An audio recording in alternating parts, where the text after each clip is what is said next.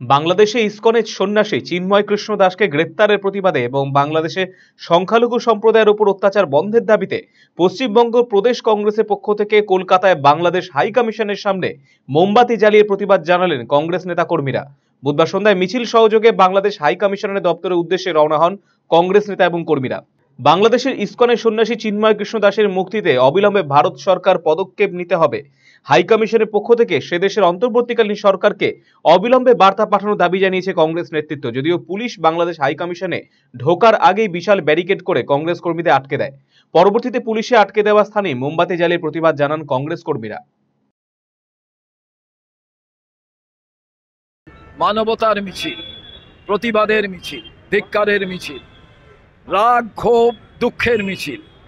এ মিছিল বলে যে আমরা অল্প সংখ্যক আমরা বাঁচতে চাই, সরকারের দায়িত্ব আমাদের রক্ষা করা। তার কারণ যে কোনো রাষ্ট্রের যে কোনো দেশের প্রধান দায়িত্ব হলো যে সুরক্ষা নিরাপত্তা সংখ্যালঘুদের দেওয়া। তারপরে সংখ্যাগুরুদেরও দায়িত্ব সংখ্যালঘুদের তাদের সমস্ত কিছুর জন্য দেখভাল করা। কিন্তু যখন সেটাই মানা হয় না তখন মানবতারই ওপর আঘাত হয়, আর তারই প্রতিবাদে আমরা এখানে এসে দাঁড়িয়েছি। সংখ্যালঘু আমার দেশ তোমার দেশ বলে নয়, সারা দুনিয়ায় এটাই গুরুত্বপূর্ণ বিষয়।